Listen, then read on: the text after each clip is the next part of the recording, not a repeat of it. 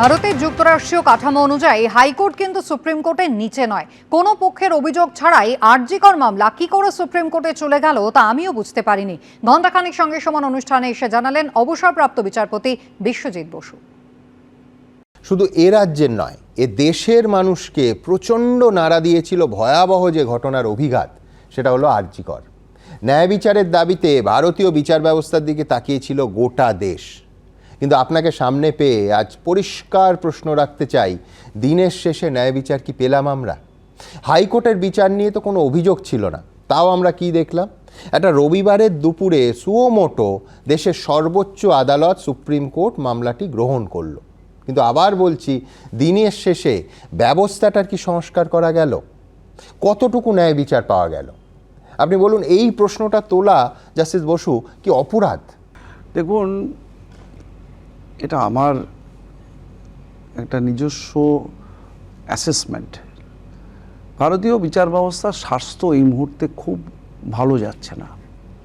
আচ্ছা, আপনি যে পার্টিকুলার একটা মামলার রেফারেন্স দিচ্ছেন, সেটা নিয়ে দেখুন, বিচারকরাও তো নিজেদের মধ্যে অনেক রকম কথাবার্তা বলেন। দেখুন, সেটা নিয়ে কিন্তু এই ব্যবস্থা এই যে আমাদের যে ফেডারেল স্ট্রাকচার, তাতে হাইকোর্ট কিন্তু সুপ্রিম কোর্টের ইনফিরিয়ার কোর্ট নয়।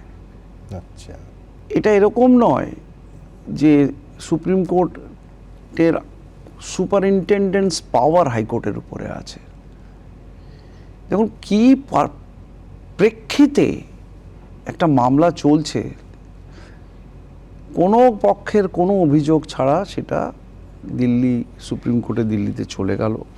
অ্যাটলিস্ট এটা আমি আমার ক্ষুদ্র বুদ্ধি দিয়ে ব্যাখ্যা করতে পারবো না। কিন্তু এই ব্যবস্থাটা যদি চলতে থাকে, সেটা আমি আবার বলছি, এটা কিন্তু বিচার ব্যবস্থার স্বাস্থ্যের পক্ষে ভালো নয়। এদিকে গতকালই কিন্তু রাজ্যে অন্তর্বর্তী বাজেট পেশ হয়েছে, যেখানে আশা কর্মীদের ভাতাও কিন্তু বাড়ানো হয়েছে, তার সঙ্গে একগুচ্ছ সুযোগ সুবিধা দেওয়া হয়েছে। কিন্তু তাতেও ক্ষুব্ধ আশা কর্মীরা। একাধিক দাবি নিয়ে আজকে ফের তারা স্বাস্থ্য ভবন কর্মসূচি করছেন। সরাসরি আপনাদের নিয়ে যাবো, অরিত্রিক ভট্টাচার্য রয়েছেন আমাদের সঙ্গে। অরিত্রিক, আশা কর্মীদের ঠিক কি দাবি? অরিত্রিক, আশা কর্মীদের ঠিক কি দাবি, কি বলতে চাইছেন তারা? গতকালই রাজ্য বাজেটে একগুচ্ছ ঘোষণা করা হয়েছে, তারপরে আজকে তাদের কি অভিযোগ?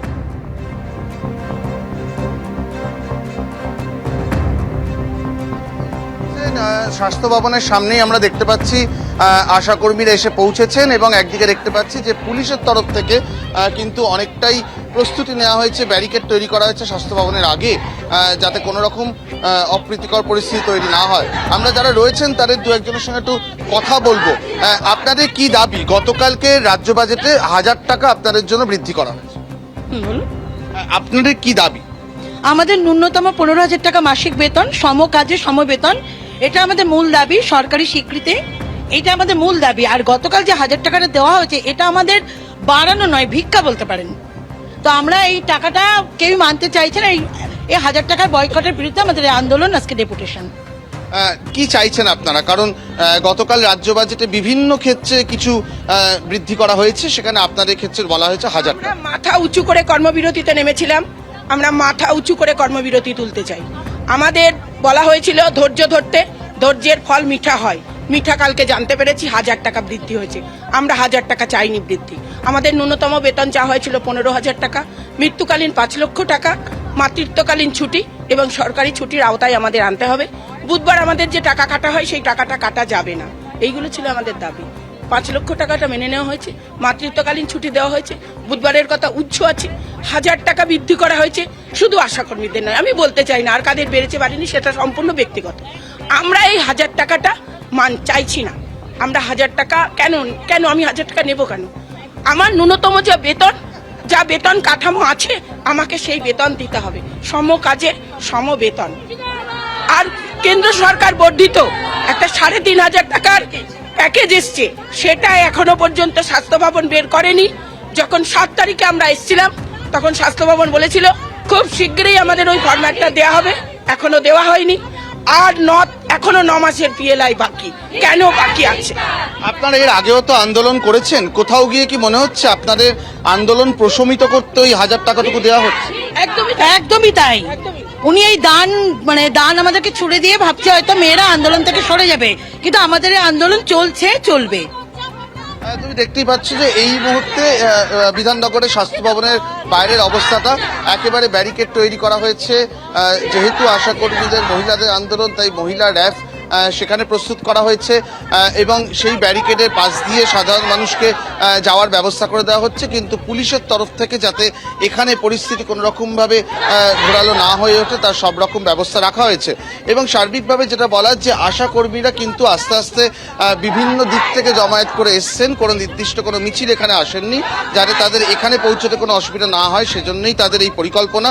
এই মুহূর্তে বেশ কয়েকজন আশাকর্মীকে আমরা দেখছি এখানে, এবং তারা দাবি করছেন যে আরও তাদের সহকর্মীরা কিন্তু এখানে এসে পৌঁছবেন। সেক্ষেত্রে আজকের আন্দোলন আরও ঘনীভূত হওয়ার সম্ভাবনা রয়েছে। এবং এই মুহূর্তে তাদের যেটা দাবি যে বাজেটে যে ঘোষণাটি করা হয়েছে 1000 টাকা ভাতা বৃদ্ধি, তারা সেটাকে একেবারেই অস্বীকার করছেন এবং তারা যেটা মনে করছেন তাদের যে প্রাপ্য সেই জায়গা থেকে এটা অনেকটাই কম। তারা 15,000 টাকা ন্যূনতম বেতনের দাবি করছিলেন এবং তাদের অন্যান্য দাবিও রয়েছে, সেইগুলোর দিকে খুব একটা নজর দেওয়া হয়নি বলেই তাদের অভিযোগ, এবং সেই জায়গা থেকে কিন্তু তারা এই মুহূর্তে তাদের আন্দোলন চালিয়ে যাচ্ছেন। একেবারে অরিত্রিক, তুমি আমাদের সঙ্গে থাকো। দেখতেই পাচ্ছেন আশা কর্মীরা তারা কিন্তু ইতিমধ্যেই স্বাস্থ্য ভবনের বাইরে পৌঁছে গিয়েছেন এবং একাধিক দাবিতে তারা সোচ্চার হয়েছেন। এবিপি আনন্দ, এগিয়ে থাকে, এগিয়ে রাখে।